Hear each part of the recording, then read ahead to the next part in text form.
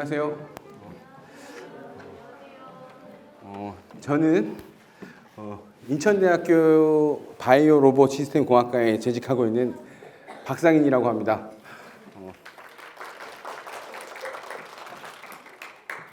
오늘 주제는 이제 3D 프린팅 기술에 대해서 제가 소개를 해드리려고 합니다. 근데 아무래도 이게 처음에 대상이 뭐 중고등학생에서 일반인 사이로 제가 들었어가지고 아무래도 지금 여기 계신 학생분들이 좀 어려서 제가 최대한 쉽게 설명하려고 노력은 하겠는데 정확하게 어떻게 어린 학생들이 이해를 할지는 모르겠습니다. 근데 부모님들께서는 충분히 이해하실 내용이니까 3D 프린팅이 이런 거구나 정도까지는 알 수 있으실 거라고 생각합니다. 그래서 지금부터 말씀을 드리도록 하겠습니다. 제가 오늘 말씀드릴 내용은 3D 프린팅에 관련된 역사, 그 다음에 뭐 방법, 뭐 이런 것들을 조금 말씀드리고, 제가 이제 연구하는 분야는 설계라고 합니다. 모양을 만들고, 제품을 디자인하는 뭐 그런 거랑 관련된 연구를 하는데, 그런 연구의 조금의 결과, 이 정도까지만 말씀을 드리고 마치도록 하겠습니다. 3D 프린팅은 많이 들어보셨을 겁니다. 그래서 3D 프린팅을 이용해서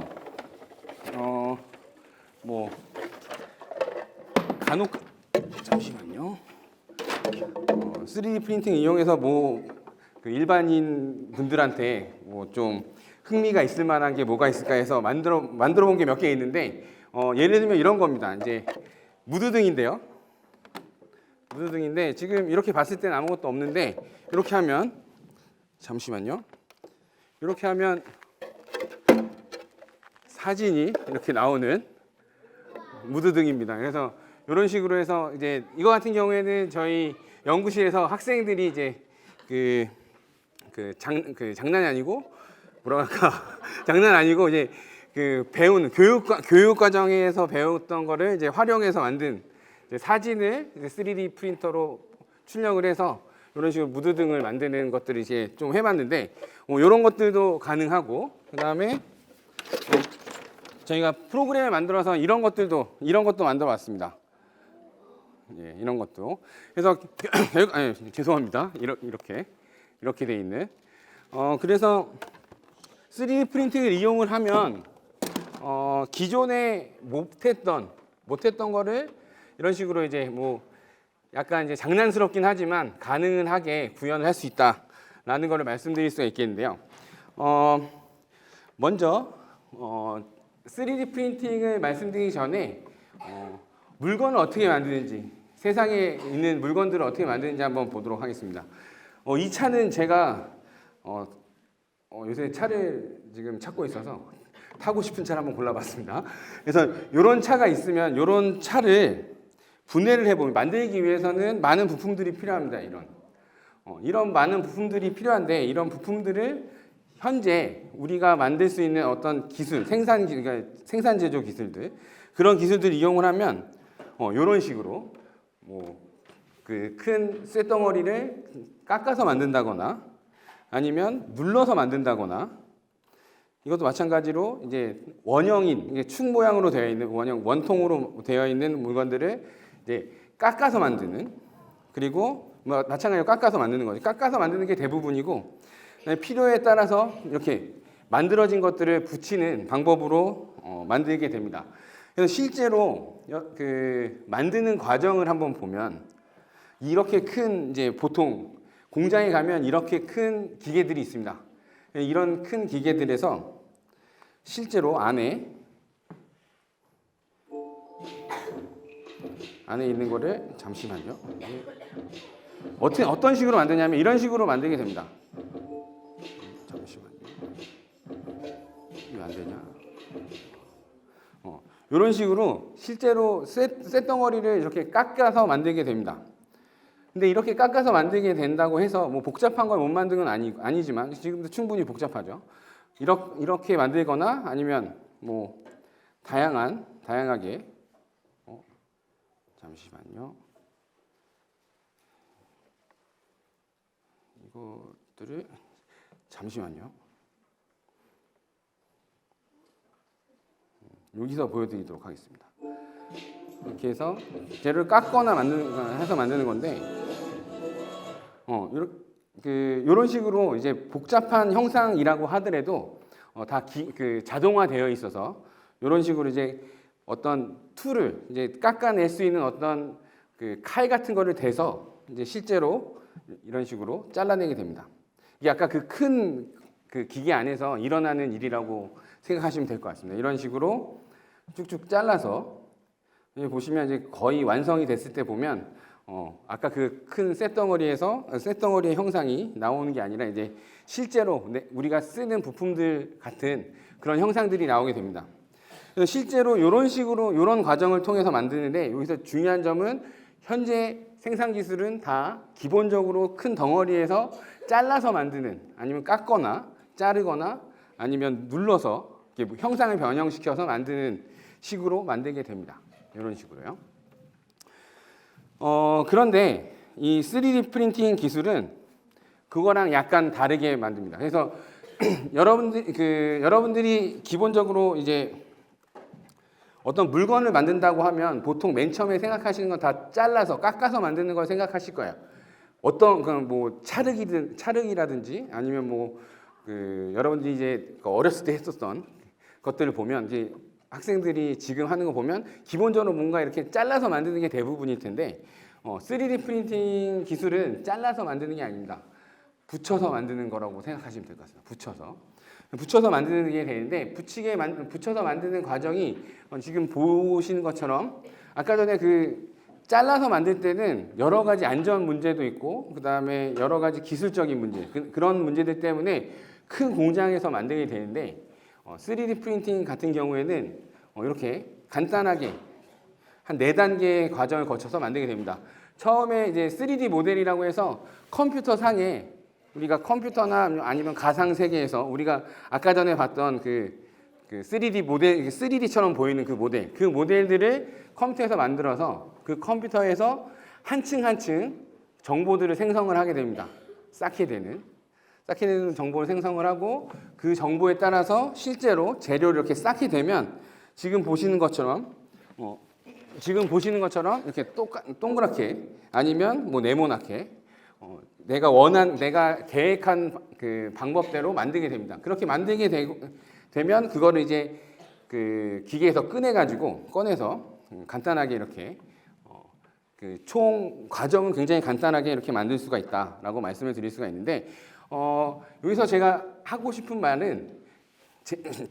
중요한 말이 있습니다. 중요한 말은 뭐냐면 여기는 아까 전과 다르게 깎지 않고 쌓아서 만든다는 겁니다. 쌓아서 만들게 되면 가장 큰 장점이 어떻게 되냐면 기존에는 뭔가가 이렇게 닿아서 잘라서 없애버려야 됩니다. 근데 그렇게 되려면 안에 복잡하게 있는 형상들을 깎아낼 수가 없습니다. 만약에 뭐 이런 공처럼 이렇게 생긴 공처럼 지금 이게 보시면 안에 굉장히 복잡한 구조로 되어 있는데 좀 이따 이제 보여드리겠습니다. 복잡한 구조로 되어 있는데 이런 구조물들은 만들 수가 없다는 겁니다. 그런데 3D 프린팅 같은 경우에는 이거를 한 층 한 층 쌓아서 만들기 때문에 안에 아무리 복잡하게 되어 있다고 하더라도 만들 수가 있게 됩니다.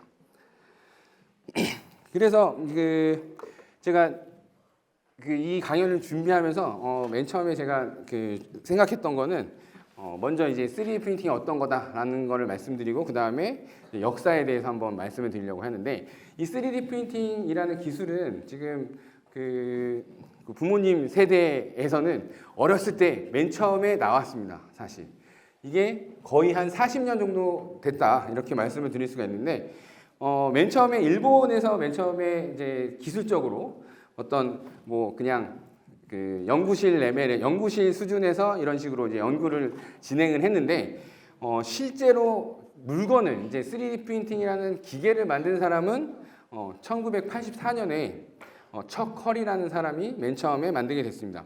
그래서 부모님들 그 미국 주식 같은 거 하시다 보면 한 5, 6년 전에 그 스트라타시스나 아니면 3D 시스템즈라고 하는 회사가 있을 텐데 그 첫 번째 만든 회사가 3D 시스템즈라고 하는 회사를 만들고 이렇게 특허를 내 가지고 1984년에 85년 정도의 첫 기계를 만들어냈습니다. 그래서 이 회사에서 그 3D 프린터라는 그 기계를 맨 처음에 만들고 나서 그 이후에 그 아이디어를 이제 따라서 이제 1989년, 1994년 이렇게 쭉 만들게 됩니다. 두 번째 그 3D 프린팅 기계는 1989년에 텔레비전에서 제일 많이 나오는 그 필라멘트를 이렇게 만드는 기술이 있지 않습니까? 그 필라멘트로 3D 프린팅을 하는 그 기술이 1989년에 나오게 됩니다. 스트라타시스라는 회사에서 만들어서 나오게 되는데 이 기술을 만들게 된 그 스카 크럼프라고 하는 사람은 이 기계를 만들게 된 모티브가 어떻게 됐냐면 글루건을 이렇게 싸가지고 뭔가 형상을 만들었던 아이들한테 뭔가 장난감을 만들어주기 위해서 글루건을 이렇게 쌌던 그걸 이용을 해서 그거랑 비슷하게 기계를 이제 고안을 하고 그 회사를 만들게 됐습니다. 자, 그 다음에 이제 기술적으로 3D 프린팅 관련해서 기술적으로 가장 중요한 사건이 1994년에 나타나게 되는데 1994년에 요 분은 돌아가셨습니다. 얼마 전에 젊은데 돌아가셨어요. 근데 요 분이 만들었던 거는 뭐냐면 가루를 내서 가루로 뭔가를 만든다. 가루로 형상을 잡는다. 가루에다가 뭔가 정밀한 열원을 줘서 녹여가지고 만든다라는 개념인데 이게 이제 중요한 이유는 뭐냐면 여기서부터는 금속으로 뭔가를 만들 수 있게 됩니다. 금속으로 만들 수 있다는 얘기는 산업적으로 뭔가 사용을 할 수 있기 때문에 그래서 많이 이제 요 분 이후에 금속을 만들게 됐다라고 생각하시면 될 것 같고요. 그래서 이제 한 10년 전에 이제 오바마 대통령이 미국에서 뭐 저런 이상한 얘기를 하면서 뭐 이상한 얘기라기보다 좋은 얘기죠. 3D 프린팅이 뭐 다 만들 수 있을 것 같다라는 그 이야기를 하면서 3D 프린팅을 산업화하겠다라는 말을 막 합니다. 그 이유가 뭐냐면 아까 전에 말씀드렸던 제일 중요했던 기술, 1994년에 나왔던 기술의 특허가 그때 풀립니다. 그래서 기본적으로 미국에는 산업이 없는데 제조 산업이 없는데 요걸 가지고 뭔가를 하겠다라고 하면서 이제 3D 프린팅 산업으로 이렇게 발전을 시키게 되면서 우리나라도 이때부터 정부 차원의 지원이 시작이 되게 됩니다. 그래서 저 같은 경우에 오바마 대통령을 제가 공부할 때 오바마 대통령이 학교에 한번 연설하러 오신 적이 있습니다. 그래서 그 앞에서 악수도 한번 해보고 그랬었습니다. 그래서 3D 프린팅이 이렇게 시작을 하고 나서 여러 가지 기술이 막 나오고 여러 가지 뭐 이렇게 다양한 적층 방법들이 나왔는데 이 방법들을 이제 표준화시킬 필요가 있었습니다. 왜냐하면 이제 구체적인 산업화를 시키려면 어느 방식이 제일 좋고 어느 방식이 좀 괜찮고 산업화에 맞는지 그런 거에 따라서 크게 표준화를 시킬 필요가 있었는데 그래서 ISO하고 그다음에 ASTM이라고 하나는 유럽 쪽이고 하나는 미국 쪽이라고 보시면 되는데 유럽과 미국에서 표준화를 하기 시작했습니다. 그 표준화가 아직 시작한 지가 얼마 안 돼서 예를 들면 한 2010몇 년 전, 10몇 년대부터 몇 년부터 이렇게 시작을 했기 때문에 사실 여태까지 만들어진 표준은 거의 없습니다. 몇 가지에 대해서 좀 있는데 거의 없고 7가지 방법으로 나눠놨습니다. 방식을. 그래서 지금부터 이제 학생들은 이제 비디오가 나오니까 한번 보시면 재밌을 겁니다. 그래서 뭐 7가지라고 해서 이런 식으로 뭐 영어도 있고 뭐 어려운 말이 막 있는데 그냥 간단합니다. 기본적으로 쌓는다입니다. 그래서 첫 번째 기술 방식이 어떻게 되느냐? 첫 번째 방식은 액체 상태의 플라스틱 레진이라고 하는데 액체 상태의 플라스틱을 이용하게 됩니다. 그래서 액체 상태로 있는 플라스틱에다가 자외선을 이렇게 쏘이면 그 액체 상태의 플라스틱이 굳게 되는데 그걸 이용한 방식이라고 생각하면 될 것 같습니다. 그래서 여기 보시면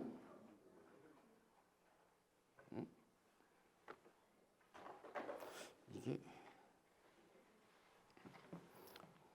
비디오는 여기서 하도록 하겠습니다. 그래서 이걸 보시면 이분이 척컬이라는 사람인데 맨 처음에 척컬이라는 분이 만든 방법입니다. 그래서 액체로 있는데 액체에다가 자외선을 쏘이면 이렇게 액체 상태에서 자외선을 쏘이게 되면 거기만 이렇게 딱 굳게 됩니다. 거기만 딱 굳게 되고 다 한 층을 다 굳히면 아래로 내리고 그다음에 다시 이제 그 액체를 이제 위에다가 그러니까 액체 속으로 들어가게 되는 거죠. 액체를 들어가게 되고 다시 자외선을 이렇게 쏘이고 자외선이 이거를 반복을 해서 다 되게 되면 밑으로 이렇게 들어가 있는데 요걸 이제 물에서 건지게 되면 이런 식으로 그 형체가 만들어진 거를 볼 수가 있습니다. 그래서 요 상태에서 한번 자외선으로 다시 한번 세게 쪼인 다음에 그 완전히 굳혀가지고 사용을 하는 그런 방식으로 생각을 하시면 될 것 같고요. 이 방식의 단점은 뭐냐면 색칠 공부할 때 연필로 이렇게 칠하는 방식이기 때문에 속도가 조금 느리게 됩니다. 속도가 좀 느리게 되는데 그 속도를 이제 좀 보완하기 위해서 어떤 방식이 쓰느냐? 우리 프로젝터 지금 쓰잖아요. 저 프로젝터에다가 자외선을 넣어가지고 한 층을 전체를 한 번에 이렇게 그 찍어내는 방식으로 밑에 이게 옆에 있는 그 저 방식처럼 사용을 하는 방식도 있습니다. 그래서 이걸 보시면 밑에 잠시만요. 수조에 액체 플라스틱이 아주 조금 들어 있습니다. 조금 들어가 있는데 요 밑에서 그러니까 한 층을 전부 다 한 번에 딱 찍는 거라고 생각하시면 될 것 같습니다. 그래서 한 번에 다 찍어서 이거를 반복을 하게 되면 지금 한 이쯤 가면은 이제 배속으로 이렇게 해놓은 건데 상당히 빠르게 실제로 그 아디다스나 나이키 이런 데서 보시면 뭐 되게 그 굽이 이상하게 생긴 그 격자구로로 막 되어 있는 걸 보실 수가 있는데 그런 거를 이런 기술로 만드는 겁니다. 실제로 저런 기술을 이용해서 만드는 것도 있고 지금 뭐 안 만든다고 하는데 뭐 많은 그런 식으로 많이 쓰인다라고 생각하시면 될 것 같습니다. 그래서 이런 것들을 이 기술을 잘 이용을 하게 되면 이런 것들 이제 우리나라에서 그 장비 개발하고 있는 회사에서 이런 것들을 만들었습니다. 그래서 여기 보시면 GV80 그다음에 뭐 제네시스에 들어가는 부품들을 자기네들이 대형화 시켜서 어느 정도 사이즈냐면 한 그 스크린 사이즈 옆으로 보면 스크린 사이즈 정도 되고 그런 것들을 이용을 해서 제네시스 그다음에 BMW에 들어가는 이제 앞에 범퍼류 그런 것들을 이제 만들어서 지금 상용화까지는 아니고 그런 것들을 만들 수 있다 이렇게 얘기를 하고 있고요. 그 다음에 생활에서 쓸 수 있는 것 중에 하나로는 안경 같은 거 있잖아요. 안경 같은 거를 이런 식으로 프린터로 만들어서 그 사용자한테 맞춤형 이게 얼굴 스캔 떠가지고 얼굴에 스캔을 받아서 그 정보 그대로 그 안경을 맞춤화하는 그런 방식으로 안경을 생산하는 곳에도 쓰이게 됩니다. 우리나라에도 저런 안경을 만들어주는 회사가 있습니다. 그래서 그런 데서 이제 안경을 맞추시면 좀 더 편안하게 안경을 착용할 수 있겠죠. 두 번째 방식은 많이 보시는 방법입니다. 필라멘트를 한 층씩 필라멘트를 한 층씩 그 쌓는 건데 이것도 이렇게 보여드려야겠네요. 이거랑 마찬가지로 필라멘트를 많이 보셨던 그러니까 텔레비전에서 많이 나온 대중 매체에서 많이 나오는 방식입니다. 그래서 이 방식이 두 번째 아까 스캇 크럼프라고 하는 분이 발명한 방식이라고 생각을 하시면 될 것 같고요. 그래서 여기서 이제 그 필라멘트를 녹여서 만드는 거기 때문에 속도가 지금 상당히 빠르다고 생각을 하실 수 있는데 이건 상당히 이건 실제 출력을 하게 되면 아까 전에 이 이런 판이 한 열 몇 시간씩 걸리게 되기 때문에 상당히 느립니다. 실제로는. 그래서 필라멘트 이렇게 녹여서 만드는 걸 알 수가 있고요. 요 기술을 이용을 하면 요새는 어떤 식으로 이용을 하게 되냐면 이렇게 지금 보면 이제 큰 구조물들의 그 형태를 잡을 때 지금 보시면 이런 식으로 이렇게 만드는 것도 있고요. 그래서 실제로 이 사이즈는 제 허리 정도까지 오는 사이즈입니다. 그래서 이렇게 큰 물건을 만들거나 아니면 여기 옆에 있는 거는 건설 현장에서 그 집을 만드는 프린터라고 생각을 하시면 될 것 같습니다. 그래서 실제로 필라멘트지만 뭔가를 이제 쭉 짜서 이렇게 쌓는다라는 점에서 그 재료를 압출시키는, 그러니까 재료를 짜는 방식이라고 할 수가 있겠습니다. 그래서 두 번째 방식은 이런 식으로 되고요. 세 번째 방식은 지금부터는 많이 못 보신 방법일 겁니다.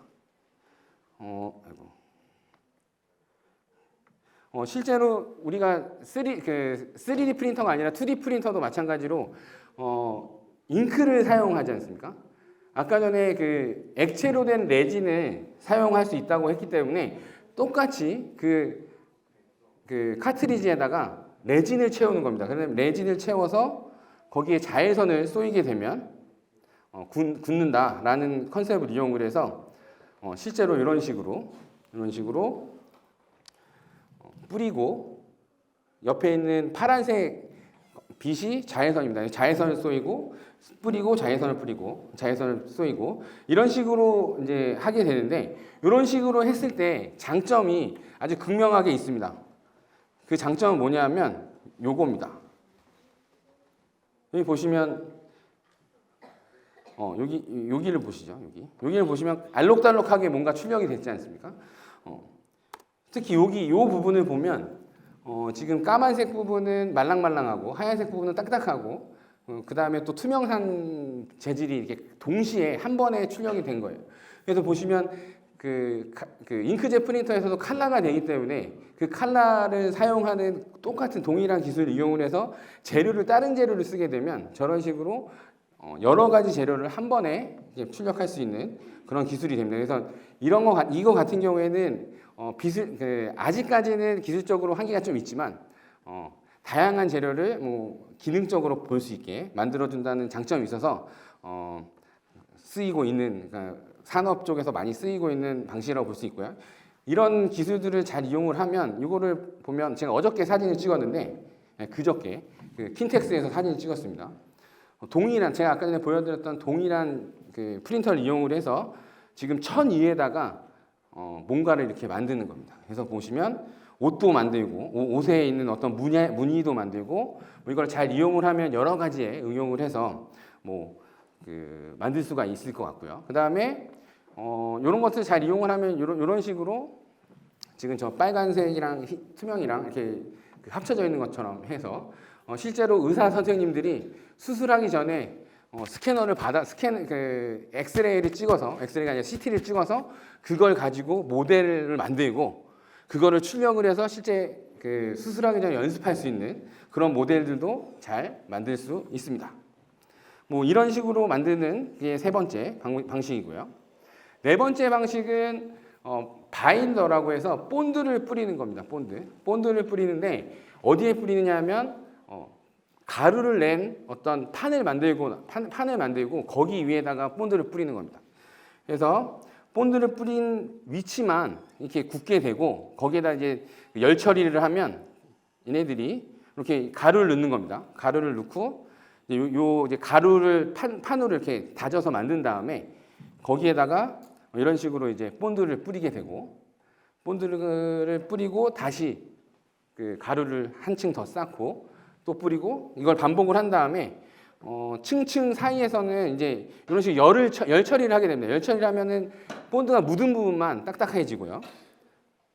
그게 다 끝나면 이런 식으로 오븐 안에서 한번 구워냅니다. 한번 구워내고 나서 그 나머지 파우더들을 싹 없애면 이렇게 이런 식으로 쑥 빨아서 없애면 이런 식으로 나오게 됩니다. 이런 거 같은 경우에는 어디서 많이 쓰냐면 그러니까 정확하게 만들고 싶은 주조물 모래에다가 저런 식으로 뿌려가지고 모래로 틀을 만든 다음에 뭐 칼을 뭐 이렇게 금속으로 된 어떤 걸 만든다든지 아니면 금속 가루 자체에다가 본드를 뿌려서 형태를 잡은 다음에 금속으로 된 어떤 걸 만든다든지 뭐 그런 식으로 이제 만든다라고 생각을 하시면 될 것 같습니다. 바인더 분사 방식 요거 같은 경우에는 HP에서 프린터 기술이랑 거의 비슷한 이제 잉크젯 프린터로 유명한 게 HP인데 HP 같은 경우에 그 프린터 기술을 이용을 해서 실제로 여기에 적용을 해서 기계를 지금 그 3D 프린터 장비를 지금 판매를 하고 있습니다. 상당히 고가의 장비인데 지금 보시면 왼편 그 오른편에 보이시는 이런 가방에 붙어 있는 어떤 것들, 그다음에 헬멧, 그다음에 의자 이런 것들을 다 실제로 만들어서 사용을 할 수 있을 정도로 성능이 좋게 만들어지는 것을 볼 수가 있습니다. 자, 그다음에 산업적으로 지금 제일 많이 사용하고 있는, 그러니까 한마디로 말하면 금속이 되는 프린터는 이 방식입니다. 분말 용융 방식이라고 해서 아까 전에 말씀드렸던 어떤 가루가 되어 있는 것들을 판을 만든다고 그랬잖아요. 그 가루의 판을 금속으로 만들고 거기에 레이저를 쏴서 아니면 뭐 전자빔이라고 하는 걸 쏴서 아무튼 열원을 집어넣어서 녹여서 만드는 겁니다. 그래서 이걸 보시면 이런 식으로 한번 이제 가루를 쫙 뿌리고요. 그다음에 레이저로 쏘고 그다음에 또 내려서 그 가루를 넣고 이런 식으로 반복을 하게 되는데 간단하게 이제 실제 장면을 보시면 이런 식으로 진행을 하게 됩니다. 이런 식으로. 지금 보시면 레이저가 눈에는 안 보입니다. 레이저가 눈에는 안 보이는데 이렇게 가루를 놓고 레이저를 쏴서 녹이는 건 확인할 수가 있고요. 다 하게 되면 이런 식으로 마찬가지로 가루 안에 파묻혀져 있는 그런 형식으로 나오게 되고 이걸 잘라서 이제 직접 이제 바로 사용을 할 수 있다라는 것을 보여주는데 실제로 요즘에는 이제 좀 더 이건 실제로 제가 촬영한 사진입니다. 보시면 이런 식으로 실제로 하나짜리 레이저 하나로 해서 이렇게 쭉 이렇게 색칠 공부하듯이 쭉 하면 거기만 녹고 가루를 한번 다시 덮고 또 녹이고 이걸 반복해서 만든다라고 말씀을 드릴 수가 있겠고요. 요즘에는 이 방식도 많이 확장이 돼서 이제 그러니까 크기가 큰 거를 만들기 위해서 이런 식으로도 요새 개발이 되고 있습니다. 보시면 레이저가 하나가 아니라 한 3-4개 되는 겁니다. 그래서 3-4개가 동시에 이렇게 그 분말을 공급하면서 동시에 뒤쪽에서 바로 레이저를 뿌리고 레이저를 쏘고 녹여서 계속 반복을 해서 만드는 이런 식으로 이렇게 만들게 되면 훨씬 속도도 빠르고 그 단가도 그러니까 시간에 따른 단가도 낮출 수 있는 그런 방식이 될 것 같고요. 요 방식으로 그러니까 금속으로 뭔가 만든다, 금속으로 3D 프린팅을 이용했다라고 하면 크지 않은 한, 뭐 집채만하게 크거나 아니면 뭐 많이 크지 않은 한 요 방식이 거의 대부분 사용이 되고 있습니다. 요 방식이 거의 대부분 사용하고 있고요. 마지막 방식은 여섯 번째 방식은 우리나라는 용접을 잘하지 않습니까? 배를 잘 만드니까 용접을 잘 하기 때문에 그 용접을 잘 이용하면 어떻게 될까? 그런 컨셉에서 나온 겁니다. 그래서 용접을 하는데 조금 더 정밀하게 컨트롤한다라고 생각을 하시면 될 것 같아요. 그래서 이것도 마찬가지로 가루를 이용을 하거나 아니면 와이어로 쓰는 건데 가루를 공급하고 거기에 레이저를 딱 쏘면 저희 만나는 지점에서 녹게 되고 그것들을 이제 이용해서 붙이게 됩니다. 이런 식으로요. 이 방식의 특징은 이 방식은 앞에 3D 프린팅 방식이랑 또 다릅니다. 제일 큰 다른 점은 뭐냐면 밑에 판이 움직인다는 겁니다.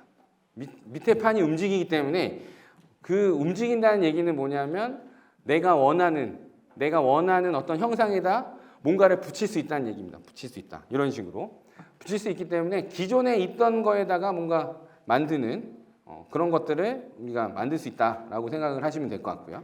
그러니까 보수나 이런 데서 많이 사용을 해서 실제로 요거를 응용을 하면 이렇게 큰 거, 완전 큰데 금속으로 되어 있는 거. 그 다음에 이게 보시면 뭔지 모르겠지만 바가지처럼 생겼는데 이 바가지처럼 생긴 게 상당히 비싼 인공위성 발사체에 들어가는 어떤 탱크라고 합니다. 그래서 뭐 하나 살 때 뭐 1,000만 원, 2,000만 원씩 하는데 수입해 올 때 3D 프린팅으로 만들면 우리도 잘 만들 수 있다 이렇게 설명을 하더라고요. 그래서 이런 것들도 만들 수 있고요. 그다음에 또 다른 한 가지 마지막 방식은 뭐냐면 종이를 잘 잘라가지고 풀로 붙이는 겁니다. 이렇게 자녀분들하고 이렇게 종이 잘라가지고 이렇게 붙여서 이렇게 만들 수 있는 옛날에 뭐 이런 게 있었을 텐데 그런 것들 이용을 하면 뭔가 이제 3D로 뭔가 나오잖아요. 그런 것들을 잘 이용을 하는 건데 옛날에는 있었어요. 근데 요즘에는 이 방식은 많이 사용하지 않습니다. 왜냐하면 강도가 안 나와서 그렇게 했다고 보시면 되는데 이걸 보시면 어디에 많이 사용하게 되냐면 이런 식으로 이제 뭔가 지도를 만든다든지 아니면 예술 작품을 만든다든지 그런 데 많이 사용을 해서 실제로 요거는 출력을 프린터로 하고 나서 그 색깔 그대로 사용할 수 있기 때문에 이런 식으로 예술 작품에 많이 사용을 한다 이렇게 생각을 하시면 될 것 같고요. 어린이들도 이런 거 같은 경우에는 이제 많이 사용을 할 수 있다. 사용을 할 수 있었는데 요즘에는 장비가 안 나와서 기술에 어떤 문제점이 있다 이렇게 생각하시면 될 것 같고요. 강도가 안 나온다는. 그 다음에 이 방식도 마찬가지로 금속을 할 수가 있습니다. 어떻게 할 수 있느냐? 알루미늄 호일을 종이 대신 사용을 해가지고 붙이면 3차원으로 금속으로 된 뭔가를 만들 수가 있는데 그냥 우리가 흔히 쉽게 풀로 붙이면 안 되겠지만 어떻게 붙이냐면 막 비비면 붙지 않습니까? 두 개가 그 알루미늄 호일 두 개를 놓고 막 비비면 붙을 거예요. 근데 요거를 좀 정밀하게 붙이면 뭐라고 생각하시면 되냐면 초음파를 이용해서 막 이렇게 문지르게 되면 두 개가 붙게 됩니다. 그래서 그런 식으로 사용하는 방식이 있었다라고 생각을 하시면 될 것 같습니다. 현재는 많이 사용하지 않는 방식이긴 합니다. 근데 이제 사용을 했었다. 그래서 7가지가 이런 식으로 재료를 어떻게 붙이느냐, 어떤 재료를 사용하느냐에 따라서 이제 7가지를 말씀을 드렸는데 제일 중요한 거, 3D 프린팅에서 가장 중요한 여러분 여기 앉아 있는 이제 어린이 학생들이 이제 알아야 될 것 중에 제일 중요한 건 뭐냐면 아무거나 다 만들 수 있다는 겁니다.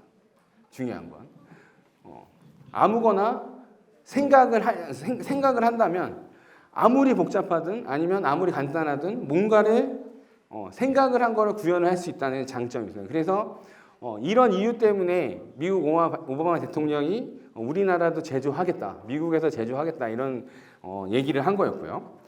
그 방법도 굉장히 쉽습니다. 웬만한 지금 중학교, 뭐 고등학교 이런데 요즘에 안전 문제 때문에 조금 이슈가 있는데 그래도 프린터 한 대씩은 거의 다 있거든요. 그래서 생각을 하고 우리가 그거를 실제로 만들어내는 과정을 실제로 많이 할 수가 있습니다. 쉽게 할 수가 있습니다. 그런데 문제는 3D 모델을 만드는 게 문제가 되겠죠. 그래서 3D 프린팅의 장점은 아무거나 만들 수 있다는 거에 있습니다. 제가 지금 이거를 한번 이제 금속으로 만든 부품을 한번 보여드릴게요. 한번 보시면서 한번 보고 옆으로 넘겨주세요. 네.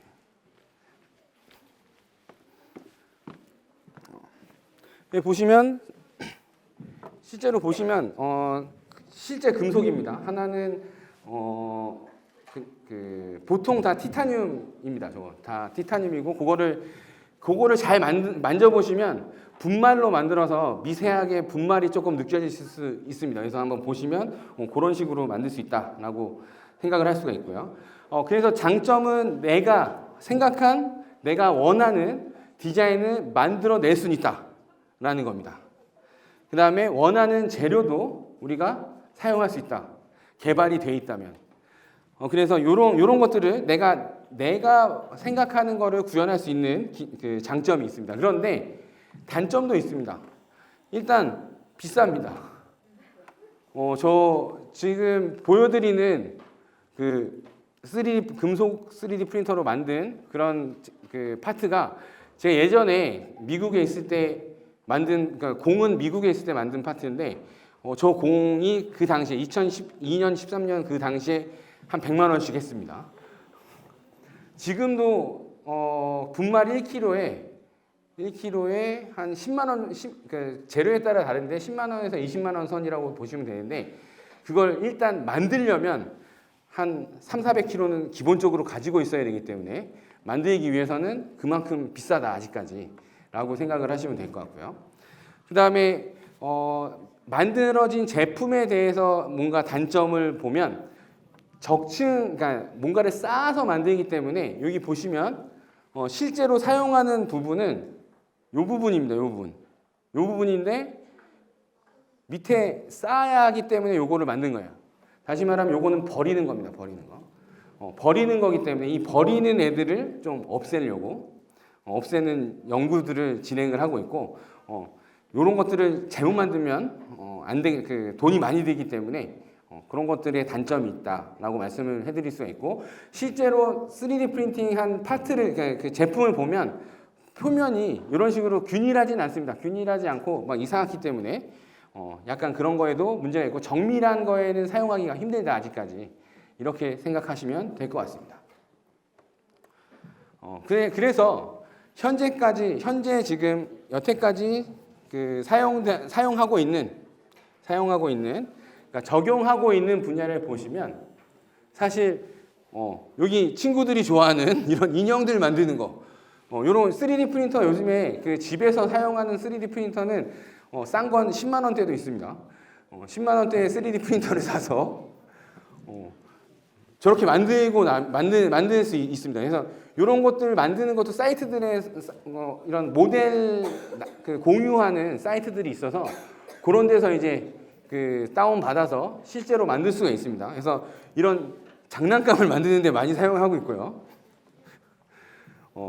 그 다음에 펑셔널 프로토타입이라고 해서 이제 기능적인 면을 보여주기 위한 어떤 그 실제로 사용은 못하지만 기능을 보여주는 데는 사용을 할 수 있는 한마디 말해서 저것도 한 번 쓰고 버리는 겁니다, 그냥. 그래서 저런 것들을 만들거나 아니면 우리가 평소에 볼 수 없는 예를 들면 우주선으로 날아가는 거라든지 아니면 몸속에 들어간다든지 뭐 그런 비싸고 중요한 것들 이거 한번 이렇게 만든 게 아니면 사용할 수 없는 그런 그런 물건에만 제품에만 사용을 하고 있습니다. 그래서 문제가 뭐냐면 3D 프린팅이 실제로 연구에서도 지금까지 투자가 많이 되어 왔습니다. 근데 실제적으로 눈에 띄는 성과는 많이 없습니다. 왜냐하면 저 중간에 우리가 흔히 사용하는 물건은 아직 적용하기가 힘들기 때문에 그렇습니다. 저는 이런 중간에 이제 실생활에 쓰는 물건을 어떻게 하면 만들 수 있을까? 그런 것들을 이제 디자인하는 거를 연구하고 있는데 문제는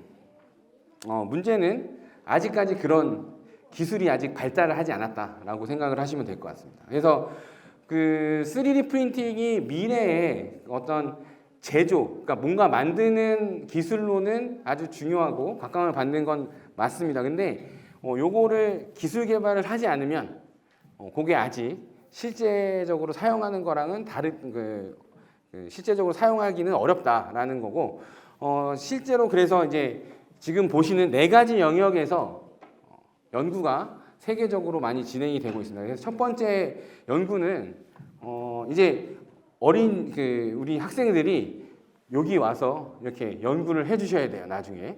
그래서 첫 번째 그 디자인, 그러니까 설계를 어떻게 만들 것이냐. 제가 아까 전에 말씀드렸던 것처럼 3D 프린터는 내가 원하는 것들을 다 만들 수가 있습니다. 그런데 요거를 만들기 위해서는 3D 모델, 우리가 아까 전에 눈에 봤던 공룡들 그런 것들을 만들어주는 뭔가가 필요합니다. 근데 그 만들어주는 게 아직까지 지금 가지고 있는 기술들은 옛날에 깎아서 만드는 거를 많이 지원을 하기 때문에 좀 힘들고요, 사용하기가. 그래서 그런 것들을 어떻게 이제 개발할 것이냐, 그게 제 연구 영역이기도 합니다. 그 다음에 두 번째로 연구하고 있는 거는 만들다가 기계가 고장나면 안 되고, 그 다음에 만들어진 게 이상하면 안 되니까 그거에 관련된 실제로 기계를 만드는 거, 그런 거 컨트롤 어떻게 하냐, 뭐 이런 것들을 제어를 어떻게 할 것이냐, 그런 것들을 그 연구. 그 다음에 재료, 우리가 많은 재료를 사용할 수 있다고 그랬는데 그 재료를 어떻게 사용할 거냐, 그런 것들에 대한 연구를 하고 있습니다. 그래서 크게 보면 3D 프린팅 기술 자체에는 이렇게 세 개, 옆에 제가 말씀드린 세 개를 사용을 하고 있는데, 세 개가 이제 중요하게 연구가 되고 있는데, 더 중요한 게 있습니다, 사실. 지금 마지막에 나와 있는 네 번째인데, 우리나라에서는 거의 진행이 되지 않고 있는 부분이기도 합니다. 우리나라는 아무래도 이제 뭔가 기술적으로 만들고 이러는 거 좋아하기 때문에 나중에 실제로 이게 산업화돼서 돈이 됐을 때 돈을 제일 많이 버는 부분은 저 네 번째라고 보시면 될 것 같습니다. 네 번째는 뭐냐면 어떻게 이게 정말 잘 만들어진 건지 이런 것들을 우리가 인증을 해줘야 실제로 사용을 할 수 있기 때문에 그렇습니다. 그래서 실제로 이제 비행기 부품이나 이런 걸 아무리 3D 프린팅을 이용해서 잘 만든다고 하더라도 인증 절차가 없으면 비행기 안에 넣을 수가 없습니다. 그래서 아무리 잘 만들고 아무리 뭐 좋은 성능을 가진 부품을 만들었다고 하더라도 힘들다. 사용하기가 힘들다. 이유는 그 인증이 그러니까 법규랑 이렇게 연결이 돼 있어서 그런데 그런 것들을 이제 잘 인증을 할 수 있는 부분을 연구를 이제 진행을 하면 나중에 큰 산업으로 될 수 있을 거다라고 생각을 하고 있고요. 제가 이제 시간이 조금 남았는데 좀 정리를 하면서 말씀을 드리자면 이제 3D 프린팅이라고 하면 신기술로 생각하는 부분이 좀 있습니다. 새로운 기술이다 이렇게 생각하는 게 있는데 새로운 기술은 사실 그냥 사용이 되면 그 신기술의 장점을 정확하게 잘 사용할 수 없게 됩니다.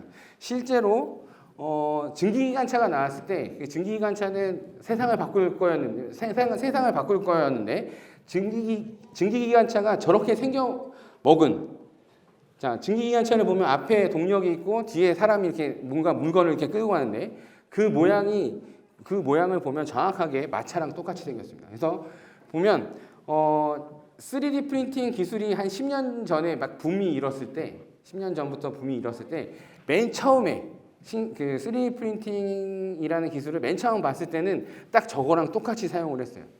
기존에 있던 거를 정확하게 복사하고 정확하게 똑같이 하고 막 이런 거를 했었는데 그렇게 되면 그 기술의 장점을 제대로 활용을 할 수 없는 부분이 아주 많기 때문에 제가 하고 싶은 말은 3D 프린팅과 관련된 3D 프린팅과 관련된 어떤 일을 하겠다. 나중에 하면 이 3D 프린팅 기술을 자꾸 마주쳐야 됩니다. 어떤 신기술이 있다고 하면 신기술을 자꾸 마주쳐야 그 마주친 기술에서 그걸 기반으로 생각을 하고 그 기반으로 생각했을 때 뭔가 새로운 게 나오기 때문에 그렇습니다. 그래서 예를 들자면 그런 뭐 어떤 조립이나 이런 이건 옛날 개념이에요. 옛날에 뭐 저런 아무런 이제 그 조립이나 이런 개념을 하나도 신경 쓰지 않고 뭔가 물건을 만들었을 때는 오른쪽에 보시는 것처럼 부품 수도 많고 저렇게 막 복잡하게 만들어 줍니다. 그러니까 설계를 되게 복잡하게 했어요. 그런데 이렇게 하다 보니까 만드는데 엄청 돈이 많이 드는 거예요.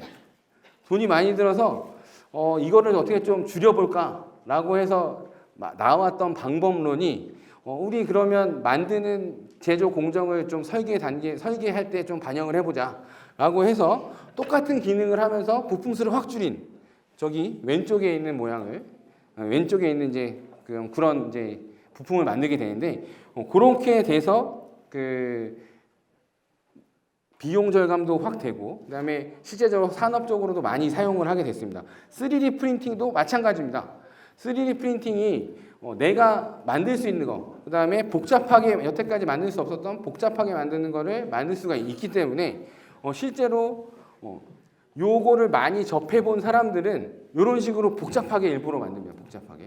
복잡하게 만들어서 뭔가 성능을 막 높이고, 그 다음에 원래는 뭐 100개가 있었던 부품에 100개가 조립이 돼서 만들어졌던 거를 여기 보시면 하나에 20가지 부품을 하나로 만들어서 하나로 뭉쳐가지고 하나로 만드는 이런 개념들을 계속 그러니까 계속 생각을 하고 그다음에 계속 적용을 해보려고 노력을 해야 되는데 이 기술을 모르면 우리가 할 수가 없습니다. 그래서 뭐 3D 프린팅이 아니더라도 다른 기술인들에도 그 자녀분들한테 계속 새로운 기술들을 노출을 시켜주시고 그다음에 그런 것들을 생각하는 방식을 기존에 있던 게 무조건 맞다가 아니라 이런 방법도 있지 않을까라는 거를 말씀해 주신다고 하면 이런 제품들이 새롭게 나올 수 있을 거라고 생각을 합니다. 그래서 제가 하는 연구 중에 일부를 하나 말씀을 드리면 뭐 이런 거가 있습니다. 그래서 실제로 그러니까 여기 보시면 발에다 무슨 이제 그냥 실험실 레벨에서 뭔가 만드는 건데 발에다 뭔가 이제 브레이스라고 해서 이제 뭐라고 하죠? 기부스 하는 거. 발에다 기부스 하는 거라고 보시면 되는데, 그거를 3D 프린팅으로 만들면 저게 굉장히 이상하게 만들기가 힘듭니다. 실제로. 만들기가 힘들어서 어떻게 만드느냐. 맨 처음에 그냥 일렬로 판때기에다 이렇게 만들어서 그거를 특별하게 열 처리를 하면, 뭔가 내가 원했던 형상대로 가는 그런 것들을 이제 연구를 해봤는데, 뭐 이런 식입니다. 2차원에서 뭔가를 이렇게 만들어서요. 평평하게 생긴 것들을 뜨거운 물 안에 넣으면 이런 식으로 이렇게 접히는 자동으로 이런 것들을 제가 연구를 해보고 있고요. 나머지 연구들은 너무 어려워서 이해하시기가 좀 힘들 것 같아서 그거는 말씀을 안 드리고 아무튼 저는 이런 설계와 관련된 연구를 하고 있다라고 생각을 하시면 될 것 같습니다. 그래서 마지막으로 3D 프린팅이 앞으로 어떻게 활용이 될 거냐 이걸 한번 말씀을 드리면 현재까지는 기존에 있던 거를 그냥 똑같이 베껴서 만드는 그런 수준에 있습니다. 사실 거기에 조금 변형을 시켜서 예를 들어서 뭐 기능적인 어떤 부분을 부과한다든지 뭐 그런 식으로 해서 기존 형상을 유지한 채로 뭔가 기능을 넣는 여기 보시면 첫 번째, 두 번째 그림이랑 비슷한 수준에서 지금 3D 프린팅 기술이 활용이 되고 있습니다.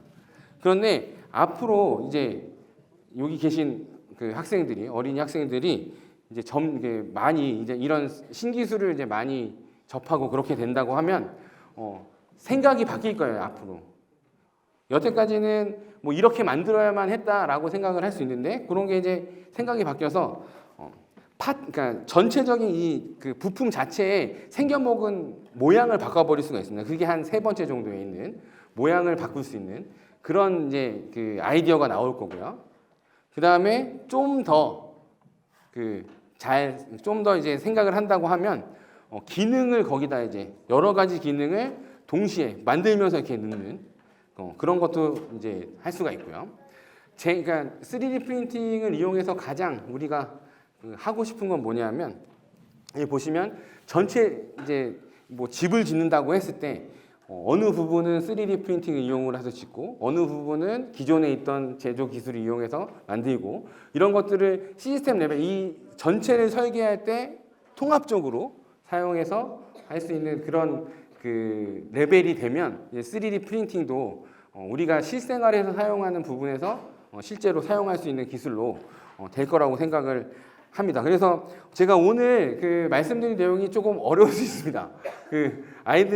학생들한테는 많이 어려울 수 있는데 저는 이제 아까 전에 저기 앉아 있으면서 뭘 생각했냐면 학생들은 어차피 못 들을 것 같고 여기 계신 부모님들이 나중에 학생들한테 지도하실 때 이렇게 계속 말씀을 해주시면 이 3D 프린팅 관련해서 이런 산업들도 계속 유지가 되고 계속 지속적으로 산업적으로 개발이 될 거니까 그런 것들을 많이 이야기해 주셨으면 좋겠다라는 의미에서 좀 그렇게 했었고요. 실제로 제가 하고 있는 연구를 잠깐 보여드리면 이런 거를 하고 있습니다. 시간이 조금 남아서요. 실제로 이제 CAD 시스템을 CAD라고 하는 그러니까 뭔가 모델링을 하는 형상을 만드는 걸 보면 기존에는 뭐 이런 식으로 돼 있어요. 보면 이런 식으로 돼 있는데 실제로 앞으로 우리가 뭔가 물건을 만들 때는 이렇게 복잡하게 생긴 애도 만들어야 된다는 겁니다. 이렇게 복잡하게 생긴 애들을 만들 때 이 설계 기술을 어떻게 우리가 좀 쉽게 사용할 수 있을까? 그거와 관련된 그 연구를 수행하고 있고요. 그냥 그림만 보여드리면 그래서 이렇게 복잡한 거를 빠르게 만들어서 붙이기도 하고 그 다음에 이런 식으로 이제 결함이 있는 것들을 좀 없애는 방향이 뭐 어떻게 그 형상을 바꾸면 되느냐 그런 것도 연구를 하고 있고요. 그 다음에 실제로 이런 그 모양, 그 다음에 그 3D 프린터 공정을 어떻게 좀 잘 바꿔보면 이런 식으로 에러가 없이 그러니까 모양이 이제 거치기가 좀 좋게 출력을 할 수 있느냐 그런 연구를 또 진행을 하고 있고요. 그다음에 여기 보시면 3D 프린팅으로 만들면 실제로 이런 식으로 생겼습니다. 아니 이런 식으로 생겼어요. 그래서 보시면 원래 물건을 만들 때 그 잘라 보면 완전히 다 차 있고 그래야 되는데 저런 식으로 돼 있기 때문에 저런 것들을 없애야 돼요. 저런 것들을 없애야 되는데 저런 것들을 없애기 위한 이제 비주얼 실제로 보이게 만드는 3D 모델에다 보이게 만드는 그런 연구도 진행을 하고 그다음에 그게 어떻게 하면 제일 좋게 된다 이런 연구를 하고 있습니다. 그래서 그리고 이제 모델도 이제 어떤 정보를 이용을 해서 여러분들이 아까 전에 봤었던 3D 그런 거랑 같이 거의 비슷한 거라고 생각하시면 될 것 같습니다. 저는 그거를 실제로 만드는 거에서 어떻게 구현을 할 거냐 이런 걸 연구하고 있고 실제로 아까 전에 봤던 거는 어떻게 가상으로 보여질 거냐 이런 것들을 실제로 이제 왔다 갔다 하면서 어떻게 이제 우리가 할 거냐라는 거를 연구하고 있다고 생각하시면 될 것 같습니다. 그래서 저도 이제 이 프로그램이 한국연구재단이라는 곳에서 개최를 하는 건데 실제로 저도 한국연구재단에서 한 4년 정도 지원을 받아서 연구를 지금 했던 거를 진행한 거라서 이와 관련해서 뭐 많이 이제 연구 결과를 이렇게 좀 보여드리고 쉽게 그런 거에 참여하려고 하고 있습니다. 그래서 오늘 제가 말씀드릴 내용은 여기가 끝이고요. 혹시 질문이나 어떤 게 있으시면 제가 아는 한도 안에서 말씀을 잘 드리도록 하겠습니다.